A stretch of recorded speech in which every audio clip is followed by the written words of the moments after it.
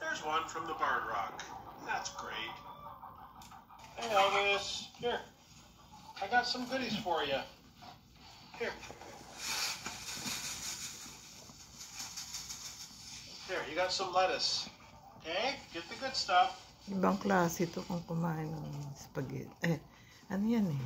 Fettuccine noodles. See, at least Elvis is eating and he's running around and, you know, hanging around with his hens and stuff. He's not just sitting there lethargic. So that tells me he's doing okay.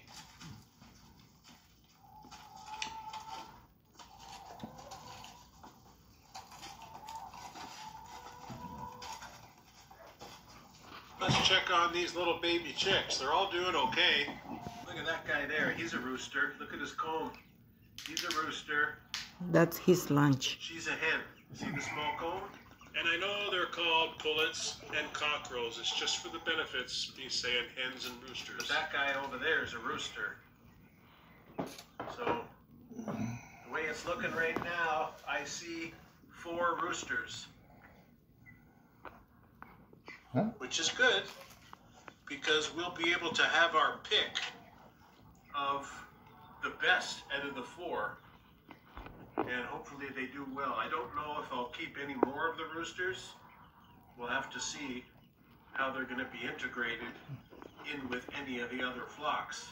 But so far, in my experience, whenever we've had more than one rooster together, they always end up fighting somehow.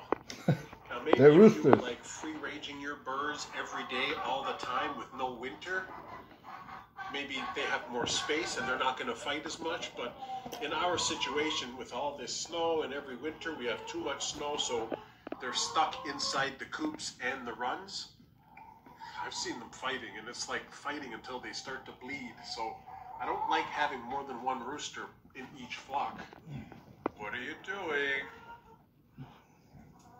What are you doing? Are you okay? I'm just checking on the chicks. Okay? I'm just checking. I've used the snowblower on the back of the tractor to just make a path, because I literally couldn't keep up with shoveling the snow in the little pathway, and I've used a little small snowblower that I have inside this little shed there, but that shed got blocked. I need to unblock it. But in the 4 years that we've been at the farm, it hasn't been like this, I'll tell you. So I gotta get this cleared at some point today and get in the house there and check it, make sure it's okay. Since our last booking, which has been several weeks ago.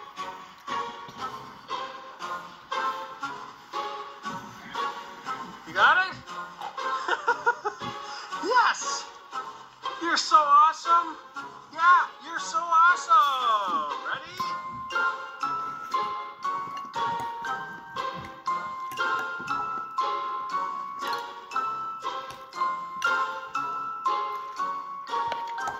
Ozzy! I see ya! Ano, yung takip ng basurahan nasa snow. Paano ko siya kukunin? Ayun. Let's see.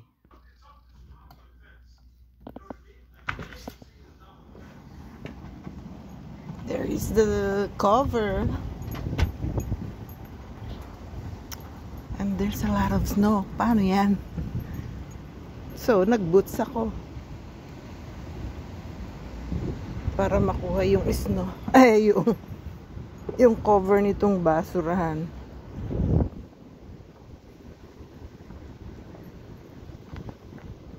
Dito tayo dumaan sa mababaw. Manipis.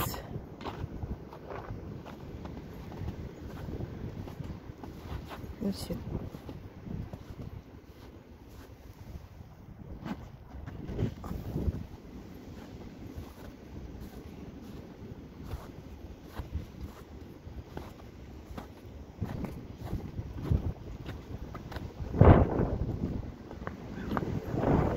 Sa hangin.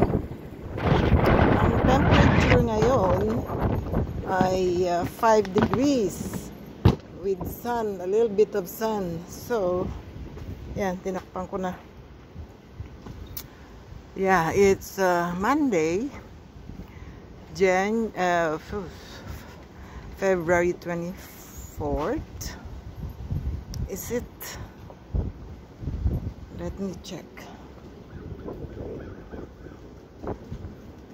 It's Monday, February 24th, 1:30 in the afternoon. So, ang temperature is +5.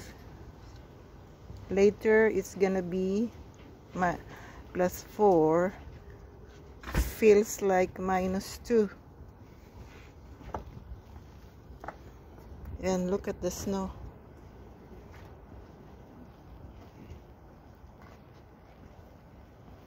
Natutunaw na kasi may araw. Nagbukas pala siya ng garahe. At ang kanyang solar ay may snow. Hindi siya nag-gather ng power. Buti nga natunaw na yung harap ng yung pintuan ng ng sunroom. Mabubuksan ko na yung pinto. Hindi katulad niyan. Taas. So, natutunaw na siya.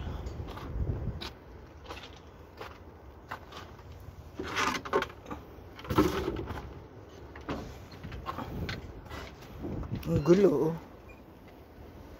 Yan ang itsura. Pag winter. Kahit paano na lang itago yung mga gamit.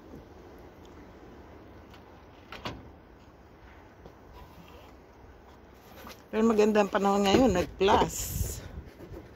+5. Pwede na kaya ako mag-umpisang magtanim. Ito yung aking fertilizer, hen manure.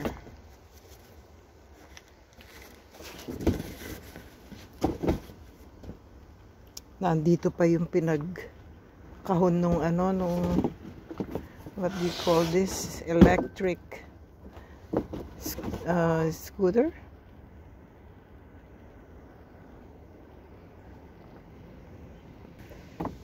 Silipin natin yung likod kung ano itsura.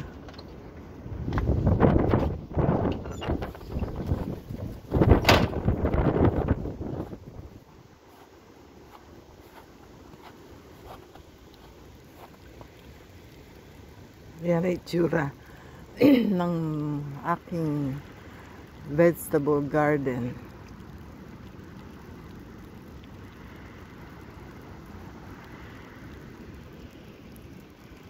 A lot of snow. Ito sa driveway, natuyo na nawala na yung snow sa driveway.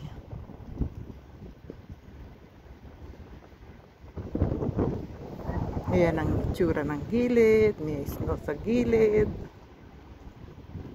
Yan natin sa harap, napupuno ng tubig dito dahil natutunaw. Lakas ng hangin ngayon. Ayan ang itsura.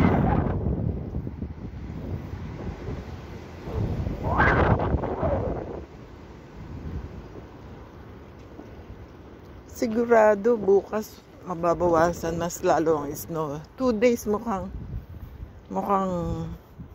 maganda panahon. Wag lang sanang malakas ang hangin. So, yan ang ating update ngayon.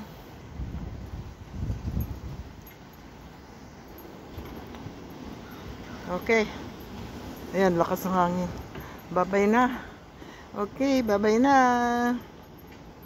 Ano ngayon? February 24th, 2025. Bye, guys.